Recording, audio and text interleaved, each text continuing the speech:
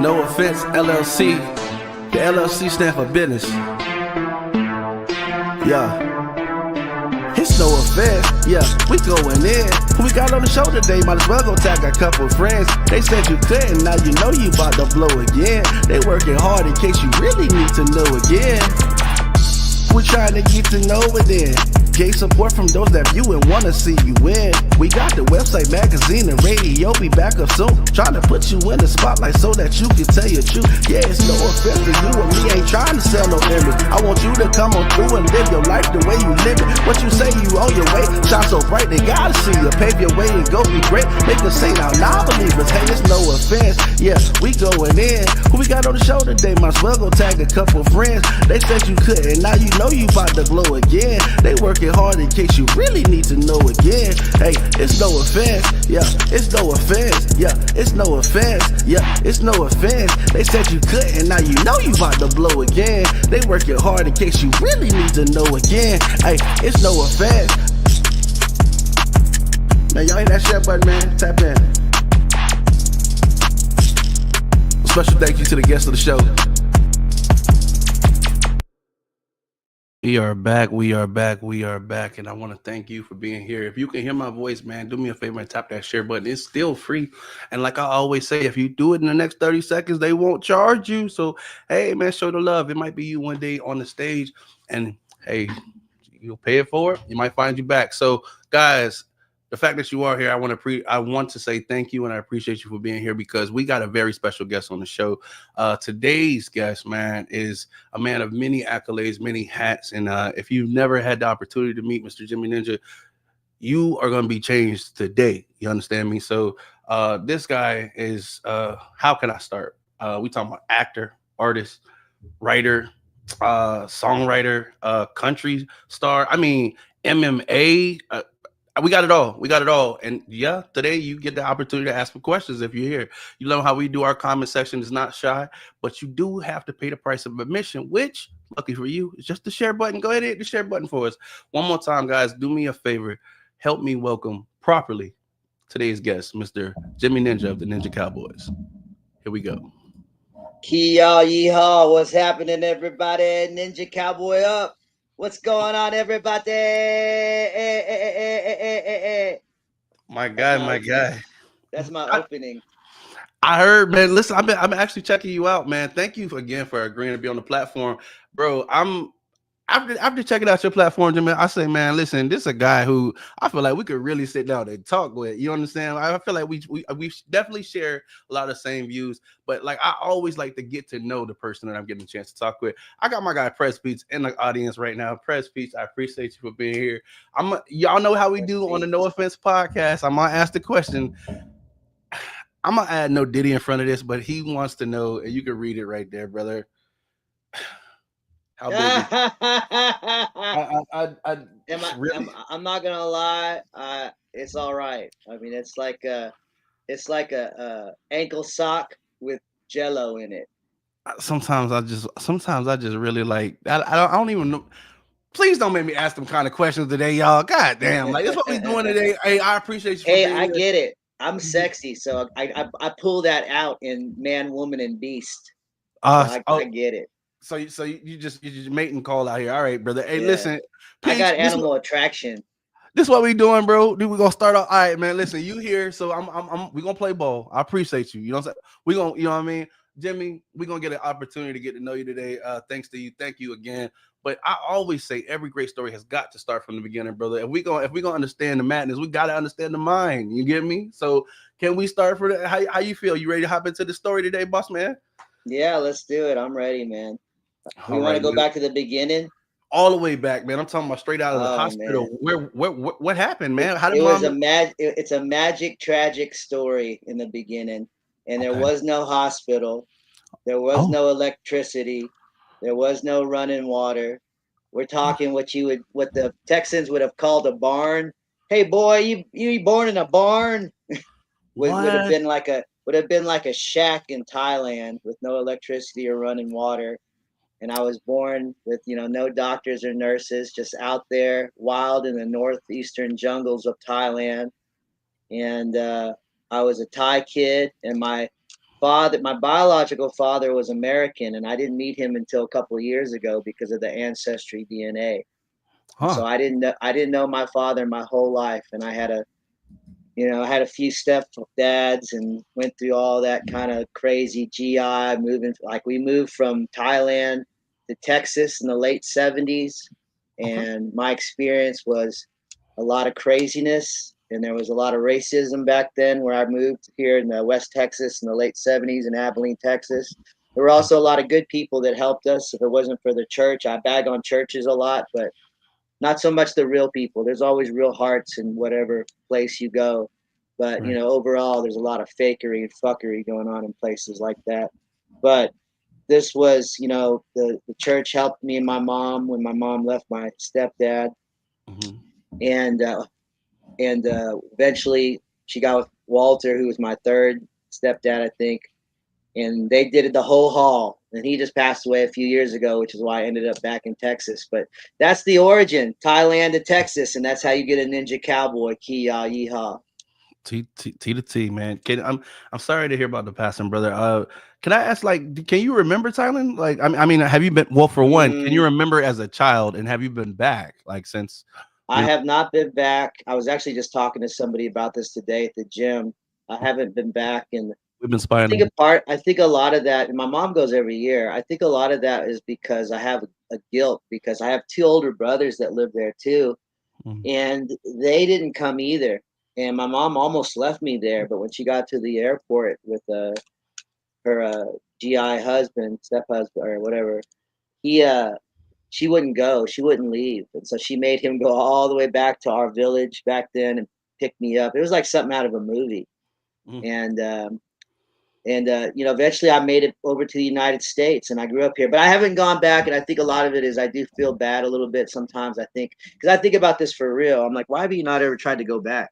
mhm, And I think a lot of it is I have like this survivor's guilt. Like, I was the kid who got to come over here to America and get the beautiful glory and opportunity. And we tried to bring with when Walter, my last stepdad, who's been my stepdad since I was a little kid, he they tried to bring the other two over, but they got old enough to where it seemed too scary to come over here at 12 and 15. They just didn't. America was like, it has a different connotation in some people's heads. right. But I thank God every day that I made it over here because the opportunities that I've been given, some of the things you left out in the opening, like I won American Gladiators when I was in college, the TV show. See, I was gonna let I've you been get in to that. Yeah. yeah, Go I've been ahead. in TVs, movies, finding music, all the beautiful American women I've vetted. Like, you know what I mean? Like, America is a beautiful place. I love it. But I have not made it back. But I tell you, one of my goals, because I got this sailboat a few Mhm, months ago, because I'm planning on going around the world in a couple years. And okay. I just finished recording this album. It's my first album in 20 years, and I had recorded an album 20 years ago called Angel out of New York City with Ron Alexenberg. He was my manager there. He was president of Epic Records, CBS Records, Infinity Records, and he represented Jimmy Ninja. He also represented Michael Jackson after he left the Jackson 5. He represented some of these other artists you might have heard of, Meatloaf, Mhm, Kansas, Heart, just all legends. And I was fortunate enough because of my manager in South Florida, Dan Baronico, the general, who got me involved with some high rollers in the music industry. Luigi Gonzalez, who's a Grammy nominated producer. I think he's a Grammy award winning producer, actually. He's out in LA now. But he produced Angel, and we ended up out in New York for a while. We shot the video for it. You can go on YouTube and type in Angel by Jimmy Ninja, and you'll see the music video we shot 20 years ago. And that song was showcased on MTV2 for a moment. And then the whole rock star managerial dispute bullshit popped up about a year into that mhm. 7-year record label project that went from indies to that major opportunity, and it kind of all fell apart. And my heart got broken, and I got out of the business for 20 years. But for the first time in 20 years, I just completed my newest album called Pearl. It's not out yet, but it's gonna get out. We just started working on the mastering over at White Barn Recording. Shout out to my producer for the ocean over there. Shane Terrell from Shane Terrell and the Stumblers.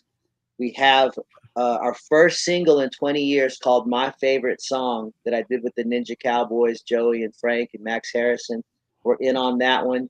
And we did that out of Wonderland Records right here in Clyde, Texas, where Marvin Gaye and Elvis Presley Hey, recorded with my producer Travis Fox from Callahan Divide, and Garrett Bryan came in and did drums. I also want to throw out a shout out to Jordan Haynes playing keyboards on the Ocean. And I never thought this would happen again. I never thought 20 years later I would get back in the business, but I have, and a lot of it came. And I'm dropping so much on your people and your audience right off the bat, but that's my life. no, Uh, no, do your thing, Jimmy. Yeah, yeah. Go ahead. yeah, well, 20 years later, I was inspired to record and finish a new album because I lost my wife, my boy's mom, 2 years ago. I'm sorry. Um, 2 years ago, July, and uh, she had cancer and sclerosis of the liver, and just she was young too. She was 38 years old, and that rocked me so hard that the only way I could survive that was to kick out some more music. And so, for the first time in 20 years, I made a new album, and I am about to release it. And I have my first single, my favorite song, released on CD Nashville, which is one of the biggest distributors in the United States. And in the first 3 weeks, we got top downloads, which See. means DJs in that area downloaded our song the most out of thousands of weekly submissions. So we're pretty fired up about that. That was only about 6 weeks ago. And then just Congratulations, this Jimmy. week, thank you. And just this week, Bill Green from CD Tex. All right, he's an awesome guy. Runs CD Tex here in Texas. They Mhm. do a lot of the Texas music charts. Just released my second song called Lakeland, which is about this girl I fell in love with in Lakeland, Florida, thinking I would help. She would help me Those soothe Lakeland the girls. pain, about that. She thought I'd soothe the pain of losing my wife a year ago, and that didn't really work out. But it did heal me from a Mhm. lot of trauma and wounds and abandonment issues and attachment issues in the past year. That I'm standing in a place right now, emotionally balanced, stability, and strength that I've never been at because of those wounds and that experience of going through that with her. So much lost in the last 7 years, from my stepdad Walter, who raised me, to my wife Christy, who gave me my children, my reason for living, and then you know coming back with this new album Pearl. Then we recorded Pearl in Austin, Texas. That's the debut single. It's out. It's out too. That's my first video since the video Angel. So that, to give it in a nutshell, that's kind of what's happened in the past 20 years from that album to what we're doing right now. I lost you in the screen. Are you No, just no, no, putting no. me I'm up here? here. I'm here. No, I've got you. I've got you set a screen because so as we promote the interview, we cut clips of different sections to kind of Right, get people enticed, and I would like to have them to understand who's being interviewed. So that's why we got your full screen. right on. But I'm here. I was just listening to your journey, boss man, and just I'm sorry to hear about these losses. I think it's admirable how you're paying homage to these souls that have definitely sound like they've played an impact in your growing of who you are today. Yeah, And it sounds like you found a way to you found an outlet for this with the new songs that you put out. I gotta ask you, Jimmy, like you said, it's been about 20 years since you've put out a song. Can I ask as far as your experience in getting everything ready, how do you think it differs from before as far as just your use of technology? Do you find it easier as far as ah, distribution? Do you find it as far as just the processes, do you find it harder? Do you find it more hands-on, more like what's your just general take since you have that experience? that's a great question. So much has changed in the music industry in the past 20 years. Mhm. Um, First off, I never thought I would ever get signed, or did I even really want to get signed. I was a guy who liked to play in bars and get drunk and hook up. And music Rock was and roll, this bro. magical thing I found in college. And because I was so, I don't know if I was great at it, but people really took notice.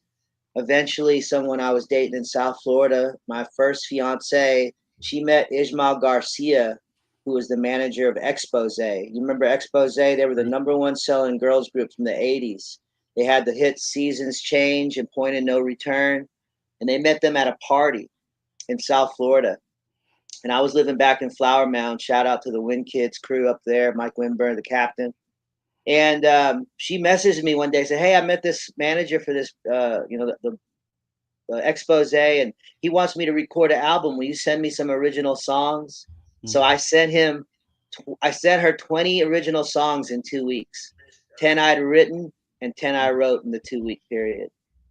And when they Wow. got that album, they were like, "Man, we got to meet this guy." So I decided right there and then, and I had this beautiful life going in Flower Mound, Texas, right there in Dallas area. And I was like, they were like, "Hey, they want to give you a record deal. You know, they want you to come back to Florida and blah, blah, blah." And this was the first time I'd heard these words in 28 years. And I'd been playing since I was 18. So I've been playing for 10 years. And I was like, "Man, I have to go. Like, I have to go, like Odysseus after the Golden Fleece. I had to go see what this was about, this adventure that um, Zeus had set me on." And so I remember Mike and everybody from Win Kids being real upset, and I was upset too, man. I was fucking passing out drunk the 2 months before I left. All over the house, I'd wake up in the living room with my shirt inside out and backwards. I'd be because I was so nervous. I was like, I can't believe this is actually happening. Like this is the dream. You know, Yeah. this is the first time I ever was like, wow, you know, this. And before that, I never even thought it was a possibility to get signed and become like a real, you know, artist, a real name, a real somebody people knew, somebody that was on MTV. You know, at the time for our generation, it was all about MTV, MTV2, CMT. What's the Soul Channel? I forgot right now. VH1, BET, BT. Yeah. BET. Yeah, like I didn't to become that was like a dream. Like that's not real. Yeah. And then all of a sudden, the realness reached down and said, "Hey, Jimmy Ninja, it's your time." And so I made the decision to move back to Florida. And then we started working on this album. And 7 years later, I had a song called Angel that was getting showcased all over the country on FM radio. And then I had a music video that got picked up for the MTV2 Video Film Awards. And we were showcased. I was there with Twista. Remember Twista?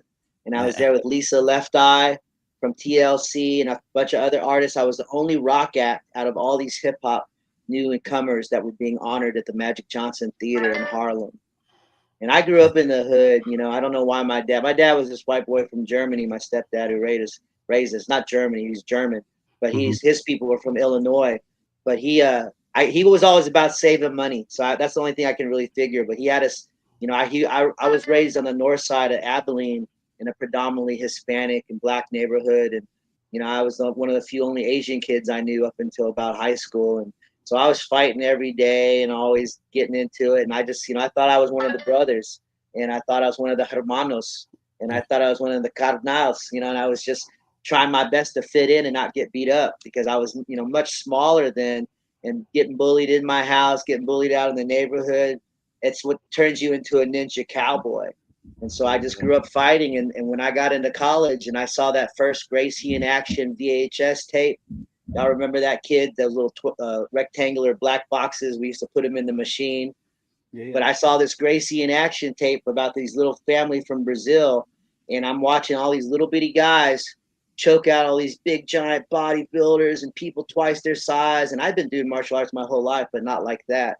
And this was in 1992, I believe, right at the beginning when it hit the country on a kind of a big level.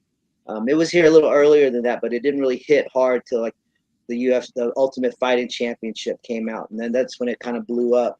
And Right. 6 months later, I'm fighting professionally in Amarillo, Texas, in the USWF. Shout out to Steve Nelson. And the USWF was the sister organization to Rings in Japan, and Right. Rings later became Pride Fighting Right. Championship. That's crazy. Like, so I was gonna ask you, like, how did you, how did you make this decision to get early on? Because I mean, obviously, people's first impression of MMA, if you don't come from a fighting, background, is like, yo, these people are crazy. Like, they're like, I was I was they're beating each crazy. other. Yeah. I So was crazy. I grew up in a lot of violence. You know, my mhm, second stepdad was a abusive alcoholic, and the way he made his exit after I told you he brought us over from Thailand over to the United States. And one night he came home drunk and knocked me out of a table and knocked my teeth out. And I was a little kid, and What? my mom went Dexter on his ass and started sticking him. And he left and didn't come back for 10 years. And me being such a, small child, I didn't really think much of it then. But, that kind of upbringing put a little bit of a crazy streak in me. And so Right. when the Ultimate Fighting Championship came out and stuff like that, I was like, that's right up my alley because I'll fight people for free. You telling me they're gonna pay? You telling me they're gonna pay us? And so I was fortunate enough to get into the business and to the game when it was, young and early, really the golden age, because that was when you could still show up to fights and you would, we never fought one fight back then. In the 90s, it was always three fights. It was two fights or three fights. You were either a 4-man tournament or 8-man tournament. And you didn't know who you're fighting. You didn't know how much the guys would weigh. You didn't know what style they were. People were still coming in from different styles. There'd be like this group of taekwondo, hapkido guys. There'd be these street fighters. There'd be wrestlers, college wrestlers. There would be jujitsu and judo guys. There'd be boxers, kick. So it was so raw and crazy back then, and I loved it because that was kind of like for me. I was a young Oh, man then. I was in my early for real. 20s, so that was extreme sports for me. That wasn't, the that other extreme stuff. That I think that stuff's a lot scarier too. But that's how I got in the game, and it was really something I think was a blessing. I believe in God, the Creator, the Almighty, wherever you want to call it, wherever you're from. Your culture has its own name for that magic, but that's what it is. Has always led me and protected me and guided me, and it put me into that sport so that I could get over what I tell a lot of people: the journey of martial arts is the fear of overcoming violence. There And you so go. after I spent even after I only spent 1 year doing Gracie Jiu Jitsu, Newaza. I was with a lot of world class judo and sambo guys in Norman when I started, but it was the Brazilians on the tape that got me inspired. And I trained with Carlos Machado in Dallas, Texas. But it was really Coach Pat and Coach Ron from the judo and sambo world, the American grappling world, that were really my adopted fathers who taught me this ancient art of jujitsu that came from Jigaro Kano and the samurai. And every culture had its form of submission wrestling. Um, the Hawaiians, I can't remember what the Hawaiians called theirs. But the Japanese, the jujitsu from the Japanese became what was modern day Gracie Jiu-Jitsu, which was really just judo. It was really just the Japanese judo. It's just the culture was so different in Brazil at the time. People were fighting a lot more openly. And so it just became this huge thing when it hit the TV because nobody had ever seen anything like this with the no rules and then Right. weight limits, and so it was so raw. And you know how television, all that, it's all about the raw and the reality because so much of the world is spoon fed to us and fake and capitalistic driven and culturally sensitive driven that the realness often escapes us. And that's why even one of my students right now, who's killing it right now in the bare knuckle fighting championship, which is really probably the hottest thing going on right now in Mhm. combat sports. And that shit's so raw because even though we were fighting bare knuckle in the 90s, most of the guys were grapplers. So there wasn't just this nonstop exchange. And I just went and saw Roderick, number one, Rico, uh, Roderick Stewart. He was one of my students for a while, and he teaches over some other places now. And he's got a great team with him now. But he's just really one of my friends, and I'm giving him a shout out too because he's 3-0 now in the bare knuckle deal. He's getting ready to go fight on the Jeremy Stevens card with Mike Perry and Evil Stevens. And I think big things are going to happen for him. So I'm excited for the people here in Abilene to have a hometown son that's whooping ass. I just went and saw him at Bare Knuckle Fight Championship at Dickey Arena in Fort Worth a month ago with my brother Mick Taylor from Downtown Tattoo. Shout out to Jada and Ginger down there. They There you that's go. they just put the 1111 on my neck. But that's funny because the things you were talking about at the beginning of the show Hmm. that you like to interview people about, I was like, man, I'm all those things. I like, I'm an athlete. I was a fighter. I'm an author. I'm a pseudoscientist. philosopher. I'm a musician, singer, songwriter. I was the founder of the Texas State Songwriters Championship for 8 years. And we went all over the state getting the best hip hop, best country, best rock, best alt rock, Americana, blues, whatever, and having them compete because to me it was that whole like 8-man tournament thing. And I would put Right. people in these competitions with their original music. And I retired and gifted that organization 2 years ago to some friends in Wichita Falls, Matt and Cynthia. And I've been removed from that, focusing on my own album for my own healing. But the crazy thing, and I want to make this announcement here because this is a big deal. That's Uh, funny. I, I I've missed it. I've missed the songwriting thing a lot, and I'm not doing the competition again. I'm not starting my own organization. Not doing any of that. I don't have the time or patience, and I'm still working on my own album. But I can do a one and done weekend thing, and I do want to, as much as I criticize my hometown, I love my hometown and There we some go. of the people in it, and I emphasize some of the people in it. I I love think some of the people in it. And I want to leave a legacy. And one of the legacies I want to leave here is that Jimmy Ninja brought great songwriting, love, and songwriters to his hometown, and brought the art form up and got more of the businesses involved. I mean, I swear before I started doing the songwriter deal 8 years ago, there weren't people playing music everywhere like there are today. And I'd like to take a little bit of credit for that, whether or not people want to give it to me, because I've had to fight a lot of barriers being Asian American. Because I'm the Charlie Pride of 2025. You know what I there you go. mean? You told me to Kiss an ask you. angel, kiss an angel. Good morning. God bless it. And I've had to fight through a lot of adversity to be who I am and do who I am and say who I am. And so I don't let nobody stand in the way of that anymore. And I used to. That's that wounded version of me that I let go a year ago. It took me 51 years to let go of that version. But the new version who's not afraid, because I've gone too long, too hard, too far to be afraid of anything at this point. But I'm bringing back the first annual inaugural Abilene Presents the Big Country Songwriters Festival, There you October go. 17th, Saturday, October 18th, with the Stairs Club, downtown Soda District, right here in the grip.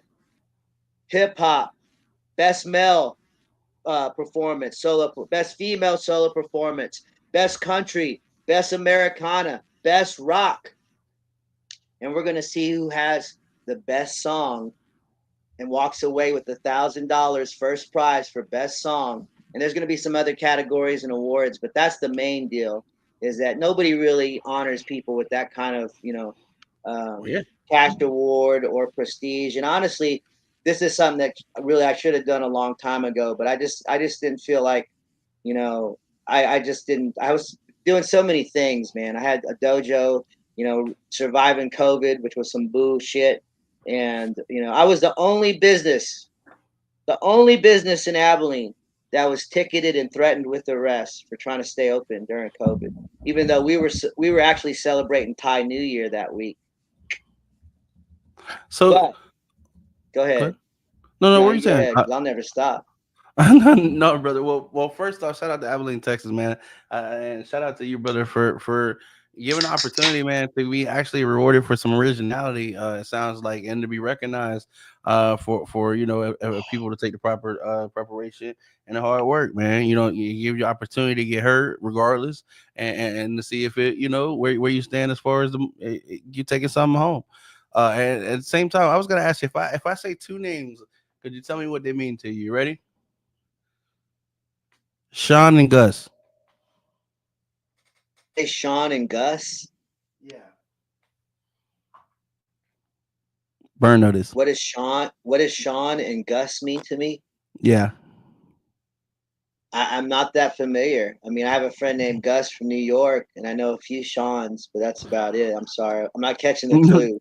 So I've been you're hit you're in the head many times for many decades. no, no, no. I could definitely understand that, but no. So you actually been featured on Burn Notice, man. That's one of my Oh, favorite shows. yeah. Can you explain how did you luck up on that, brother? Like, was it an extra part, or your expertise were needed, or they seen you doing your thing? Tell us a little bit of how that. Definitely my expertise were needed, but this is a good part of the show because a lot of people are interested in getting in television and movies, and I was for many years, but Mhm. I didn't really know how to go about it or how to do it. And I believe, like I said, I'll go back. I believe the Creator creates all in our lives.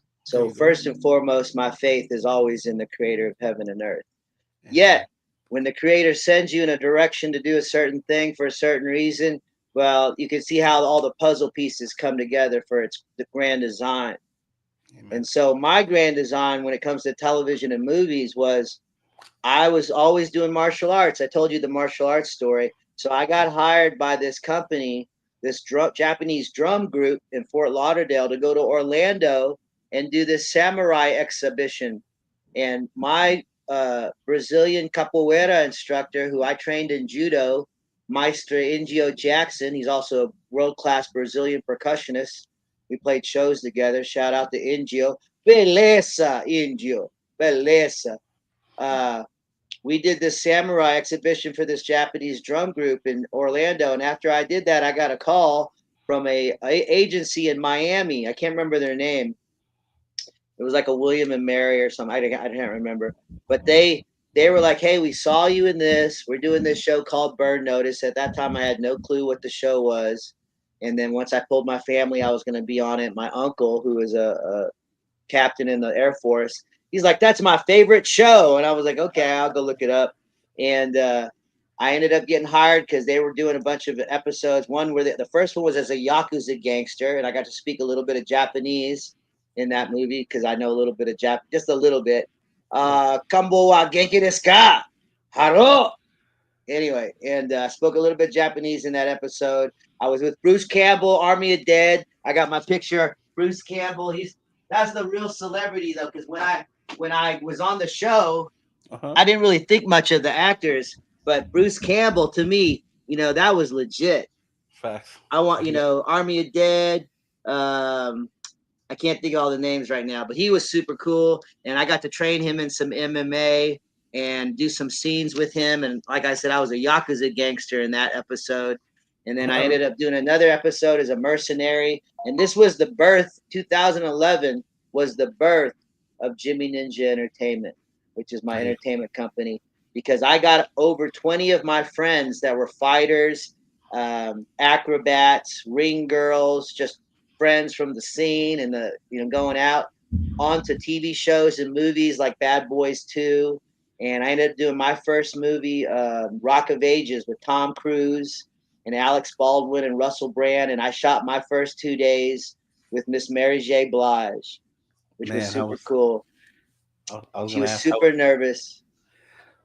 you said she was super nervous. Tell us She more. was so nervous. It was her first movie, and it was my first movie, and we were both nervous. And I was just playing a Japanese businessman. I was doing some flips on the tables in the movie Rock of Ages, which is about '80s rock and roll scene, kind of that Motley Crue era in LA. Yeah. And I was supposed to do 3 days, and the TA calls me on the third day. They're like, "Where are you at? You're supposed to be here." And I was kind of like, I had a lot of attitude, but I still have a lot of attitude, but the attitude I had back then was, I'm like, the most rockinest dude you got on this movie is playing a Japanese businessman. I ain't coming. But I was luckily, my scenes made it into the movie, and there. You but go, that's man. how I got into the movies and TV, and I'm working on finding a new agent here in Texas. If anybody knows a good agent that wants to represent the Ninja Cowboy, I've actually been in talks on email with the Karate Kid franchise people because I look a little bit like Mr. Miyagi. They call me Young Miyagi. That's my street name, or Young Sexy me. Miyagi. But I want to play. I actually am working on putting together my own indie project for a spinoff of Young Miyagi, which is going to be kind of an alternate universe Mr. Miyagi story. Kind of Oh, think Book of Eli meets the Karate Kid, kind of oh something like snap! that. Oh snap! I mean, well, we know you got the skills, Jimmy. You got the training. I'm definitely down to watch it, bros. Have you ever like thought to? I mean, you do have an entertainment company. It sounds like you got the resources. Have you? And I mean, we know you're talented when it comes to the songwriting. Have you tried like screenplay writing? Is that something that you've ever even ventured into, or I mean, what's your take on that? I've written 2 scripts, Hmm. and the first one was kind of a biography of my life, and I don't even know what I did with it. I wrote it while I was in New York City. I'd go sit in the coffee shop with all the hipsters, and except I was a ninja cowboy, and I'd be in there writing my script of my life, and that story kind of made it into my book Eternal Energy and Information, which I don't know if I have the book. It might be out in the car. But the book Eternal Energy and Information, you can order it on Amazon, wink, wink, or from my publisher, Balboa Press, which is a subsidiary of Hay House Publishing. I prefer you order it from me and go to my website, jimmyninjaofficial.com. Support war. And I put that story in my book. And then the second one is the one I've been working on for the Young Miyagi thing. But I am looking at maybe doing some other roles because I like movies. I like music more because there's more freedom. But I Mhm. really have this passion for filmmaking and being in films, and so I'm looking to do more of that in the coming years. And definitely working on one of my goals. Hopefully, in the next 6 to 12 months, is to knock out the trailer for Young Miyagi, because with the trailer, I want to go shop for a budget for the whole film. And so that's a big deal for me because, um, that film it's one of the things I want to do as an Asian American or an American Asian or a ninja cowboy or cowboy ninja, as Chloe said yesterday on the shout out to the Bars. Guitars and Bars and Country Stars podcast in Fort Worth, uh, is that I want to tell my story. We hear a lot of stories out there, but we haven't heard a lot of stories about the Thai Americans. There's a few Yeah. Asian American stories, like what's the one, that Bruce Lee story that they just told about the guy from San Francisco, a warrior. And then you get little bits and pieces and things like the one about the trains going west, but not too many like real. You don't get a lot of that real stuff. Like the black community has done so many great films about the struggle and the accomplishments, and most definitely the white community. And then there's a few, the Jewish community has done a lot of great film, but there's not been a lot of Thai American or Southeast Asian uh, stories. And so Oh, you fix that. I really want to go in that direction. Hey man, it sounds like you got a market, brother. I mean, we know you got an interesting story. It'd be awesome to see how you depict it and to give us a more accurate representation of of your experience. Because man, I think we're here for it. One thing we can definitely tell, when you showed that picture, I remember the episode. Like as soon as I saw your picture, I was like, man, yeah, I do remember. Speaking of which, we got to talk about the art, man. I've got about 17 myself, but you're covered. I could tell. How did you can you talk about your tattoos, brother? Like, how Oh, did you get started? tattoos. Well, Yes, sir. I can't show you the first one's under this sock. It's Calvin from Calvin and Hobbes, the comic Hey, strip. man, the And comic that strip was from when back I was in the eight. day. Yeah, from when I was 18, because I thought I was such a badass. It's so you can't see it now because it's all blurry, but it used to say too hard because I thought I was so hard. But I don't know. I just love the tattoo culture and its art, and I'm an artist, and it's Mhm, part of the canvas of my life. Is that my most recent tattoo? Miss Ginger did that at downtown tattoo, mhm, 1111, which is a number for manifesting. It's about making things, bringing from the ether to reality, from the prayer to the pulpit, from pain to power, like bringing things and making things happen. Because this past year of me never thinking I would get back in the music business, to having two songs on not only the Texas music charts but Nashville and congratulations. Americana. Thank you. And have that new music video for Pearl out of Austin that I directed and wrote the treatment and acted in and organized and produced. I'm just I can't believe it myself, Yeah, except that I serve a great and powerful host, yeah, and man. the creator really doesn't put anything above or beyond us. That's our own conditioning and our own programming and limitations, and that's what my new book that I'm working on right now. My first book was called Eternal Energy and Information, and it's more about where our souls go and where we come from and our history a little bit and how people work and Mhm. where we might go when we pass from this world to the next, what might happen. But the That's new it. book is very powerful because it's all new information. Because Mm, most of the eternal energy and information that I finished 8 years ago was pretty much every great author or master or teacher or coach or crazy person I met that gave me some great information that I learned from. I put it in mm, that book with a few of gotcha. my own ideas. And then the new book I'm working on right now, which I don't even have a title yet, is a lot of channeled new information from on high. And I'll give you an example real quick of some of the info on the new in the new book. Um, Love, for example. Mhm. Most people have been programmed and conditioned in a wounded way from generational trauma and people who were insecure and had low self-esteem and abandonment issues and attachment issues and violence in their history, molestation, um, psychiatric issues, alcoholism, addiction. And that's a majority of people. That's not a minority of people. Some people just hide it better than others, but Right. most people have this dysfunctional trail in their family history or in their own lives. And so most people act out of this wounded space in their life.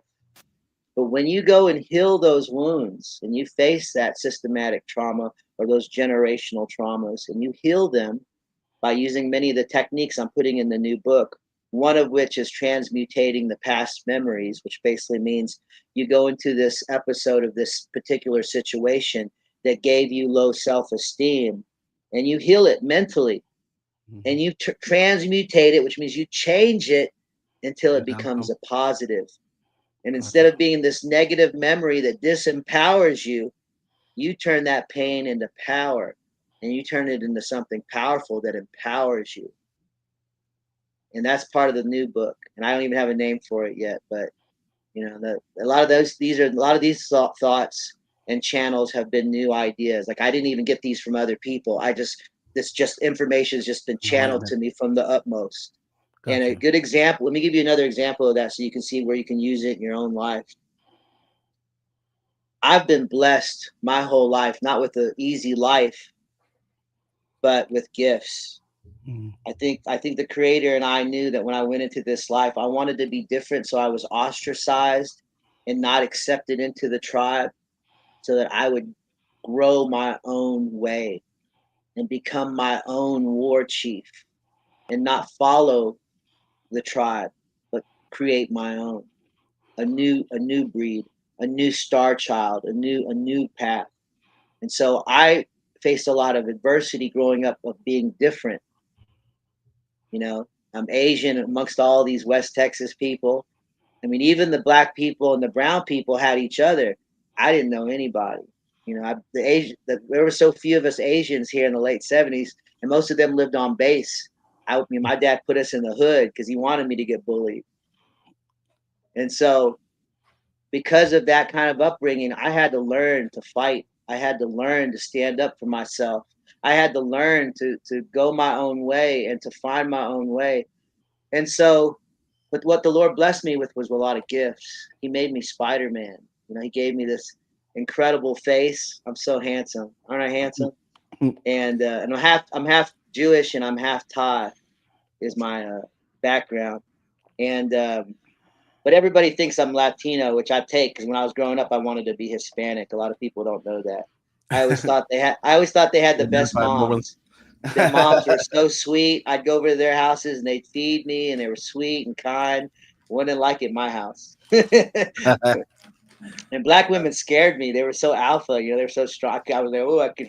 My godmother, Beverly's black, and she scared the death out of me because she was like Oprah. She was just this big, beautiful woman who was strong. Yeah. But I was blessed. I learned to love everybody because I didn't fit in with anybody.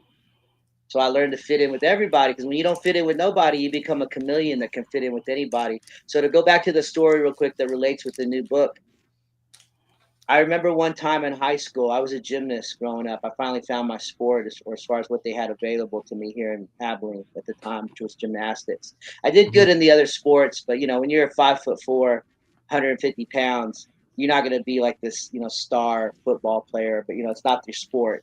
But I Gotcha. found gymnastics eventually. I was lucky enough, even though my dad didn't want me to do it at first, he thought it was gay. But when his commander he was because he's real. He was that old school kind of Okay. cowboy. He was real old school cowboy white guy, and all about the manners and all that. And he was wild too. He was kind of from an orphanage and had crazy upbringing himself. Shut the door, please, or come in. And but anyway, I was a great gymnast, and I remember we were having the Odessa Invitational, and they had all the schools in our district. Midland, Odessa, San Angelo, Cooper, Abilene High, and I won 5 out of the 6 events.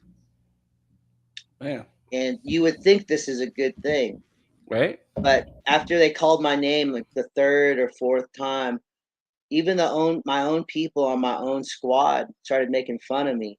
Oh, it's Jimmy Chicken again. They would call me Chicken instead of Chicon. And Wow. I was like, man, and I'm not hacking on Hey, them. We were all kids. They're all young. The jealousy hits people of all ages. Doesn't have anything to do with that. But right, what it did in my mind at that time was like, man, when you do too good, people judge you too. right. And I had this download like just a month ago, a few weeks ago, really, that I didn't have. I thought I had stage fright my whole life. I thought I was afraid to get on stage because all the people staring at me and everything.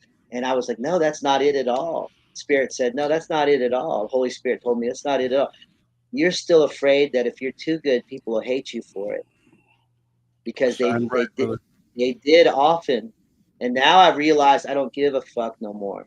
Like I'm gonna do me and be me, and people who don't like it, I don't care. They're just outing themselves as insecure, wounded people, and I pray for them. I feel sorry for them.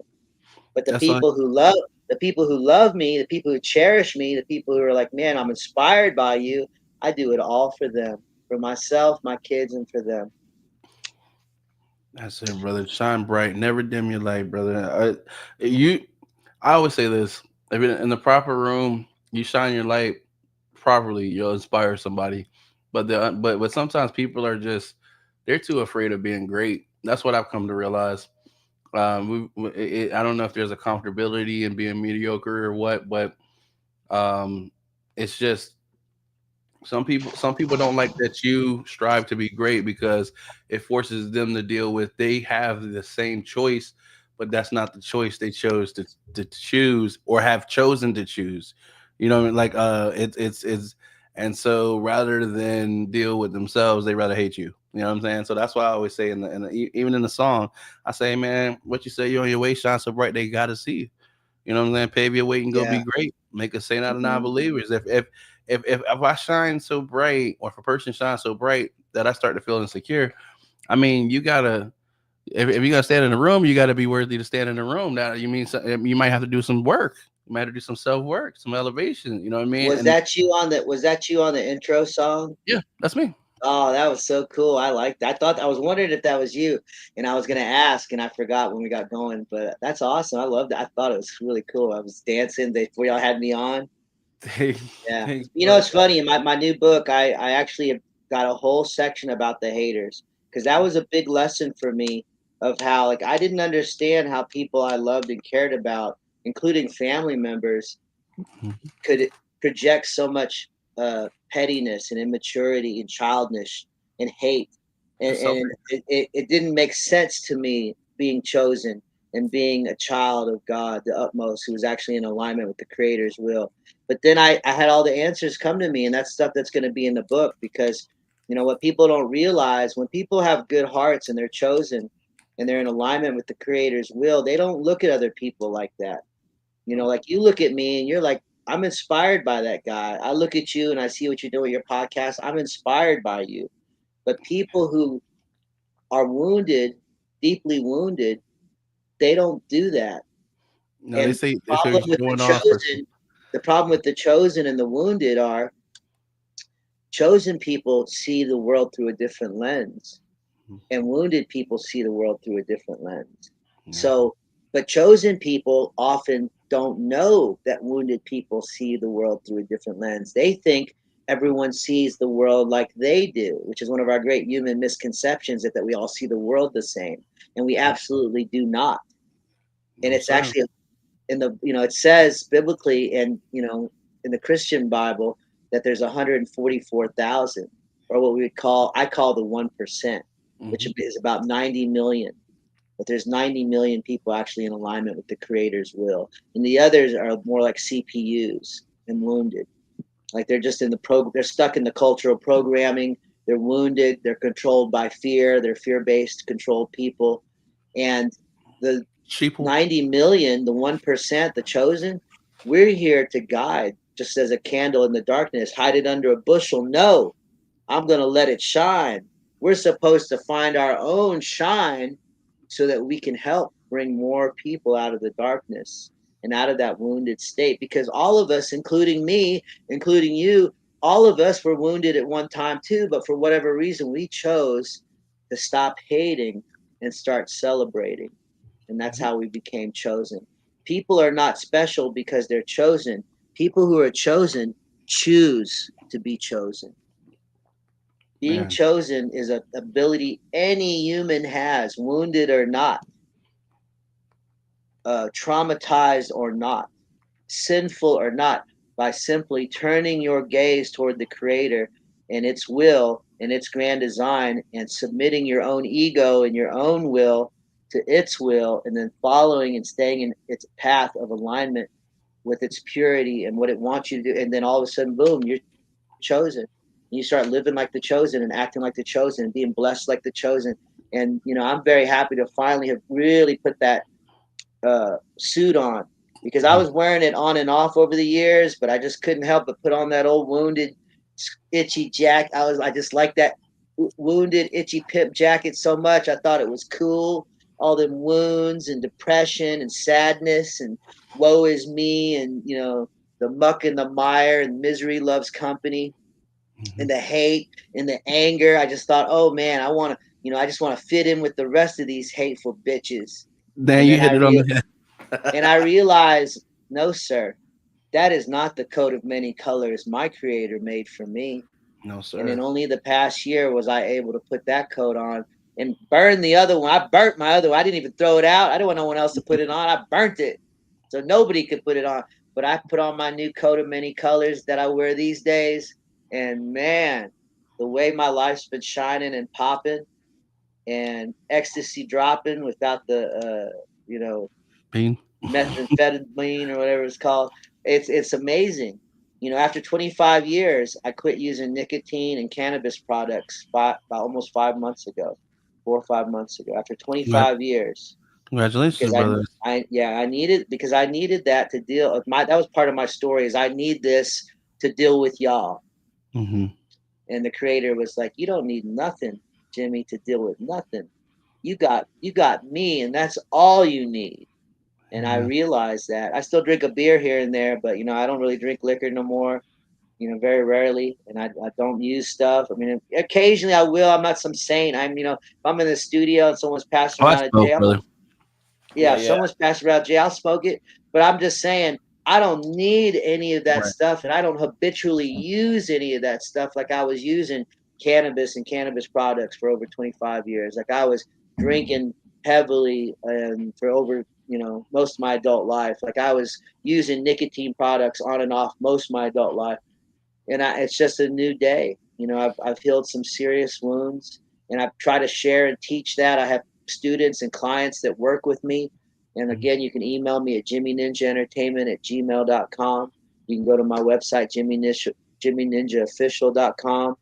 You can Google Jimmy Ninja and find me if you can't remember all that. And I help people all the time for a fee because my time is valuable. But I help Amen. people become their best selves. I've had students all over the country, thousands of students, a handful that have become a black belt under me, many who have fought amateur and professionally under me. One of my students, like I said right now, is 3-0 in the bare knuckle fighting. He's going to be 4-0 pretty soon, and I think he'll have a chance. So I'll look him up. Roderick Javon Stewart, number one Rico, and he's gonna. I think he'll be fighting for a title and wearing that crown one day. Me and Ruben Escalona from Red Alpha Custom Prints. Shout out to him and Veronica. Been my printer since day one. We're gonna get behind him, and I'm hoping that some of the other businesses in the grip in Texas will support Roderick. He came up like me. It's one of the reasons why I connect with him. He came up hard, had a hard life, and he really sorted himself out. Got away from a lot of trouble, a lot of gangster shit, and is raising his son and being a good man and training hard to be the king of the cage. And the BKFC is the hottest ticket in combat sports right now. I wouldn't want to get in there and trade licks with knuckles straight up on the skull. And I like the fist fight, but I'm like 90 seconds. Don't give me no 3 rounds and shit. Like I'll get in there and squab with anybody for 90 seconds for fun. But I ain't doing 3 rounds knuckled up like that's. I don't know. I thought about because when I went and watched his fight, I got my Yeah. BKFC hat on. I at the Dickie Arena last month.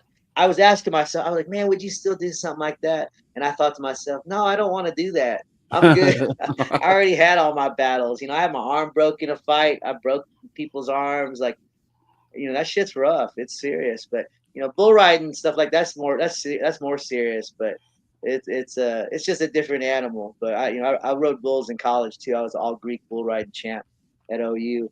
But I tried a little Oh, bit of everything. But fighting and sounds like music, man, that was my thing. it sounds like, man, you definitely had an experience, brother, and you're still writing a book, brother. You know what I'm saying? You're still doing Yeah. it, so I'm loving it. I've got to say, earlier, um, I noticed that you had a post. You said, "Got to take anybody and turn them into somebody in front of everybody." And Mm, to piggyback on what you were saying earlier, I like to think that the message was so important. He sent many messengers, but it's not about the messengers. Did you get the message?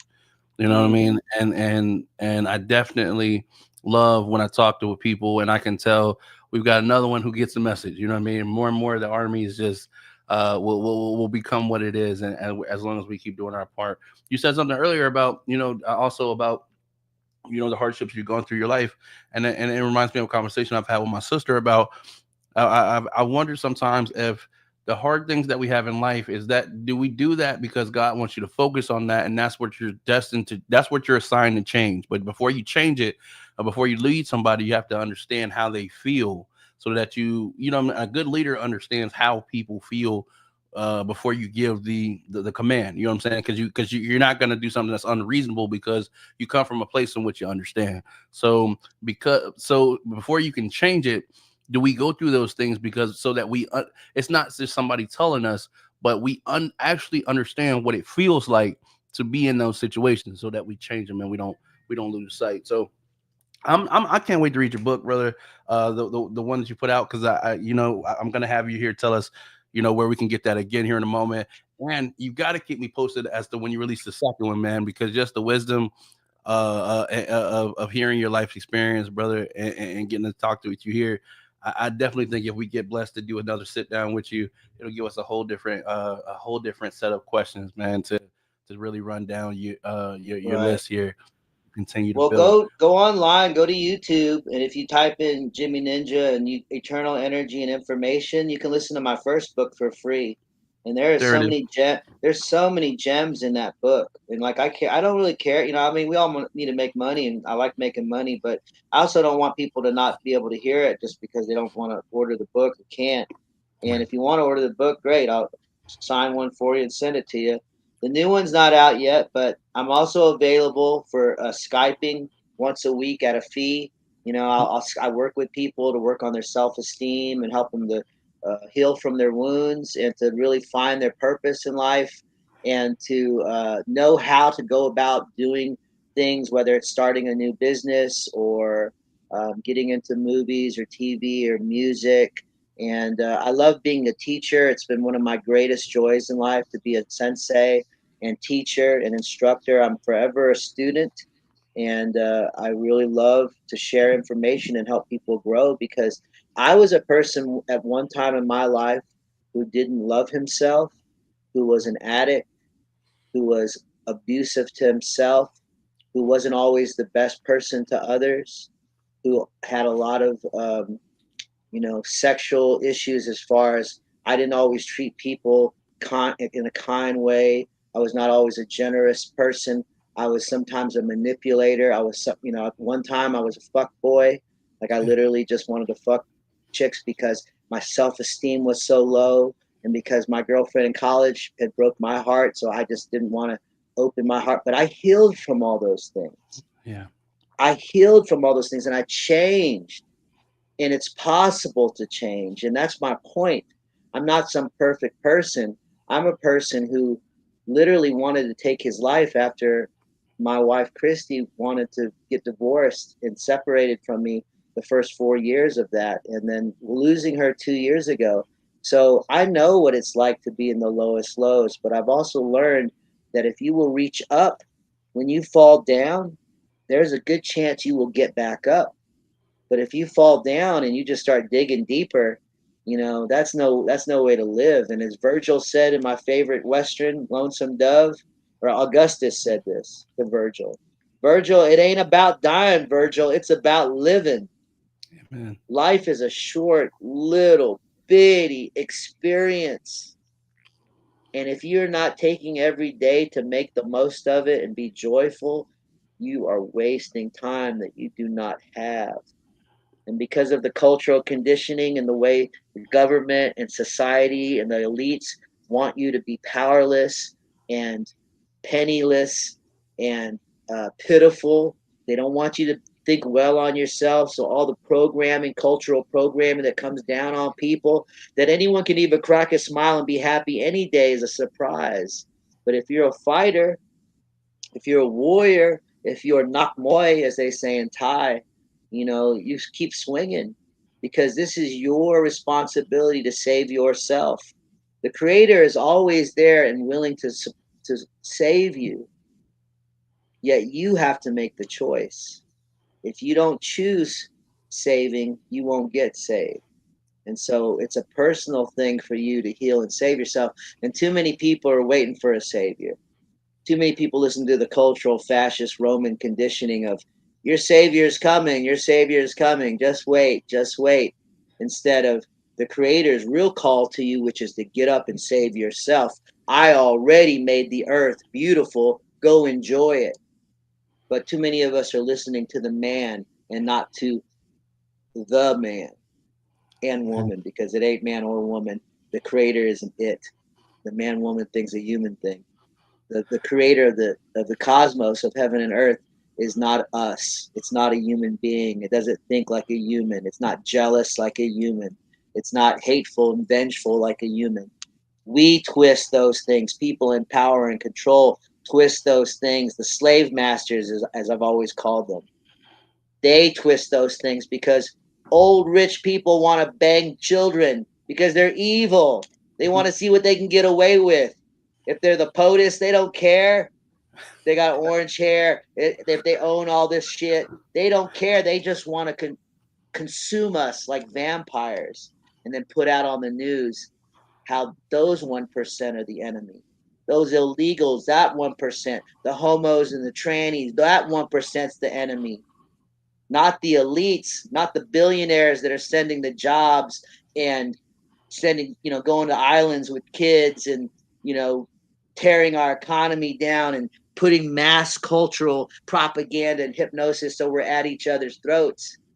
That's just smoke and mirrors, baby. That's old time French Bastille Day smoke and mirrors from the emperors. Oh, the peasants, the peasants. Have them fight amongst each other so they There it won't is. know that we're the ones. And they're still doing it today. And I have so many wise friends out there that fall for that smoke and mirror game. And it's like blows my mind that all you have to do is look at history of how the rich, and I know I'm rich. No, you're not rich like these people are rich. Mhm. You think you are, but you're not, because they will eat you and your children. Yep. But that's the world, that's the real world we live in. But people don't want to talk about that. People want to act like, listen to my new single I just dropped and get distracted. And I'm not saying there's anything wrong with that. But I what I'm get saying is, if you got a new single that just dropped, my favorite song, or Lakeland by the Ninja Cowboys, wink, wink, I'm also tell you that the government and the slave masters are alive and well and they want to eat your children. And if we don't get up and stand up and do something, get up, stand stand up up for your for your rights. rights. Yes, If we sir. don't do something as a collective and get together and unify together, they're going to eat our children and take them to an island. But y'all keep being fooled and acting like y'all don't know what's really going on. And and you're going to end up like the Native Americans. A lot of people are like, "Oh, the Native, we stole the land." Native, you know what happened with the Native Americans? I'm going to tell you something nobody talks about. They had an opportunity to bond together and drive the invaders out, and they chose not to. They were still fighting amongst each other. And so, manifest Minus destiny. Tucker. They were Black. taken over. And that's what going on right now. Normal people, the middle class, which is the majority, the poor and middle class, the majority of America, are being eaten by the elites, by the billionaires, by that 1%, by the politicians, by the lobbyists, by the capitalists. But they got all the money, and they tell you, no, no, no, look over there at the illegals. That 1%'s making your life hard. Look at those homos and trannies trying to tell your kids Mother Goose stories at the library. That 1%. They're smoke and mirrors. They don't want you to see, because a lot of people are waking up right now and they know it's those bastards. They Oh, know they're the ones. Because let me tell you, you weren't hanging out with Epstein if you weren't banging kids. I that's don't all I'm care. saying. I don't care. All I'm saying is if once my friends start smoking crack and I don't smoke crack, it's time for us to stop hanging out. You get what I'm saying? Like it's just it just don't make sense. And I mean they I've were been there, and I you know know that's true. you know Yeah. what I mean? It's just they One would crack, have two too many crack, three photos. crack pedo. You understand what I'm saying? Like come on. 100, 100. I There's got no you. way But that's that the they're thing. in all And I those have photos. friends. I have friends that are so about their tribalism that they don't care about justice and fairness and protecting the children. They're like, our team, I got to go to the end because I can't be wrong. My Right? ego will not let me admit that I'm wrong and I picked the wrong team, That's because all if I I do that, then that's all I said. I'm less than. No, Oh, man, you I'm fucking normal. stand up for justice. You stand up for children. If you tell your team to go fuck itself because its leader wants to go to island and with Epstein, when there's thousands of emails and Yep. um, financial acquisitions back and forth, equaling over $1 billion. You know what's For crazy? what? For what? To ride on your jet? You know what's All right. crazy? Be stupid Any like that if you want to be stupid like that. You're not on my friends no more if you're that ignorant. And I'll cut people off with a quickness. You want to be you that ignorant and that tribalistic? Do it. I see you. I'm not dumb. I see you, and the good people in the world see you too. Trust me. I have I have I have trimmed my Facebook friends list since January Oh man. 19th of this year. It Every is week. crazy, brother. But Every but I'm week. glad. I'm glad because the way I look at it is, hey, God, keep revealing them. You know what I mean? Like Mm-hmm. that just keep because at the end of the day, it's like, I get why a lot of people don't like to talk about politics because they feel like they lose friends. But I feel like certain things you need to know. You Like, might you know need what to I mean? lose Like those friends. If that's you all I'm got saying. friends that are all right with people being a pedo, you might need to lose you, those friends. you might need to find out that maybe y'all just not as cool as you thought you were. You know what I Yeah, I mean? don't need a Like fake friends. that's why I put up the whole thing about integrity. I was like, hey, you know what's great? What's more valued than fake friends? Integrity, man. Never leave home without it. Because at the end of the day, I mean, I'm sorry, I got questions. Donald Trump and Epstein are they're in pictures together. Too many They're in pictures together for not. they're in league. That's like Diddy and Jay Z. Like for them not to Yep. be friends. You know what I mean? Like you're Right. just. I'm sorry, but you just happen to be in too many pictures together for this to be a coincidence. Like you gotta. How don't you know? Like how when would this person have spare time? You guys are Right. always together. You know what I Right. mean? And I just even today I'm like, yo, this is the president. If his job requires scrutiny. So it's not that we're just we should be careful about who gets to be the most powerful person of a nation. You get what I'm Right. saying? Like it's something that we should want to know. And I feel like as human beings we're destined to make mistakes. My friends who are part of the GOP, I just feel like, and I'll say this, and we'll go ahead and call it the interview. And I appreciate you. I just feel like this. At some point, is it everybody makes decisions, but once you realize that that was the wrong decision, the way to correct that decision is to stop doing that and Right. go the other way. Like That's you called go what I'm saying? intelligence. That's you called you know intelligence. but Yeah. I was thinking they weren't aware or they just didn't understand that's how it works. So I'm just trying to shed light a little bit for them because it seems like these people are willing to follow this man to the end of the earth just so that they That's what a won't say cult. that That's what they're a cult is. That's what a yeah. cult is. That's what Yep. David Koresh did to those people. Yep. They'll It's a start passing cult. out the Kool-Aid. It's a cult. It not only is it a cult for these people who claim to be good Christian people, it's Yep. idolatry. Yep. It's idolatry to hold this man, this president, above the Your biblical. justice and Yep. fairness and compassion of the utmost and almighty. It is idolatry. So let me tell you something. They're all going to get theirs because it ain't men they need to worry about. The creator keeps accounting. Karma is real. The Lord's justice and karma is real. And this is the time of Aquarius. This is the time of the water bearer, which means the truth is being revealed. And because of that, they can't hide. What we're seeing right now is the big rumble before the storm. And it's not, I don't look at it as a negative thing. I'm happy to No, see it. I know a it's a lot of people cleansing, are brother. scared, but for It's me, a, I'm like, oh sweet, I get to watch the cleansing here in person. I love it.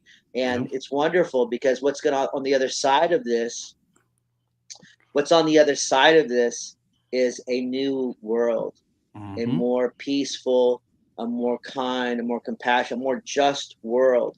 It's just on the other side of this. And it could be a few years from now, it could be 10 years from now, but that's what's on the other side of this, except for everybody in the old world. There are going to be some people, there's two worlds dividing right now spiritually, and it's like a positive, negative.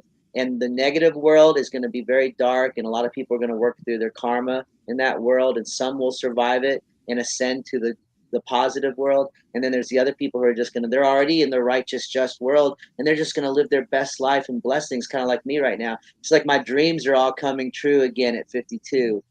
Everything I ever wanted to do and become is being blessed, and because I've walked this line of righteousness to be the best man I could be, and to cut lines, um, because of the purity of it, not because, wanting quality over quantity, Right. and justice over ego, and knowing that I would make the right decisions about things even when the tribe was against me and said, "Oh, you're wrong for that," or my family saying, "Oh, you should be doing this or doing that." I'm like, "No, I should be doing what me and the creator says right is right for me. Like, I'm happy and at peace. Are you guys even happy and at peace? No, they're not, but they want me to do things their way. Like, come on. Are you serious? Alex, misery loves company. But I'm like, oh no, I'm good. Y'all keep doing that. I'm gonna go this way. Man. Thank you so much for having me today, man. It was great to talk to you. I really enjoyed getting this opportunity to long form and share my thoughts and dreams. And a shout out to everybody in the grip and everybody in Fort Worth and Texas and all over the country. Um, I want to remind everybody, October 17th and 18th, we'll be having the inaugural Abilene Presents Big Country Songwriters Festival. I haven't got any print or anything. I just got greenlit a couple days ago, but if you want to email me, if you want to, there's going to be an application to be involved. And then if you're interested in the competition to compete for the grand prize and prizes, and it'll be at the Stairs Club in the Soda District, October 17th and 18th. I'm super excited about it. I got 2 new singles on the Texas music charts. Shout out to Buzz, shout out to JB Cloud, and shout out to the band Ninja Cowboys all over, and all my Ninja Maniacs, everybody who supports and loves us and helped us through all these years. And even a shout out to the haters, because you guys helped boost me too. So I appreciate you. I tip my hat to you. And just keep it kung fu. That's what you got to do. Ki-ya, yeehaw, Ninja Cowboy up, all the way up. Tribe in the house, baby. Appreciate you, Jimmy Ninja. Hey, honestly, it's Shout been out an to honor. Katie Mim, #1 hit. You're up, Rusty and Katie. It's been an honor to sit down and talk with you today, Jimmy. Hopefully, man, we get to sit down and talk, chop it up again sometime, man. I feel like we just barely scratched the surface, but now that I know how deep it goes, we'll definitely make room, man. If you got some time, we'll set it up, man. I can't wait till the Yeah, next one. let's All catch right. up in a few months. We'll have a lot more to report. So Yes, sir. keep it kung And fu. yes, sir. In the meantime and in between time, till next time, stay blessed, brother. Take care. All right, guys, this is gonna do it for our interview with Jimmy Ninja, man. I told you guys we're in for a treat. You know what I'm saying? Do me a favor now, hit that share button. It's still free. Make sure that you support my guy. Go check out his music on all platforms. Remember, I believe it was www.jimmyninjaofficial.com. I'm gonna get it and make sure that it's in the description for everybody who checks this out. Do me a favor again, share it. Go check out my guy. Remember my favorite song on all platforms. And until the next time. Remember, don't wait on the world to change when you can be the one to change the world. I have been Mr. No Offense. You guys have been the absolute best audience in the world. I'll catch you on the next episode of the No Offense Podcast. Stay tuned. We out. Peace. No Offense LLC. The LLC stands for business. Yeah. it's no offense, yeah, we going in. Who we got on the show today? Might as well go tag a couple friends. They said you couldn't, now you know you about to blow again. They working hard in case you really need to know again. We're trying to get to know it then.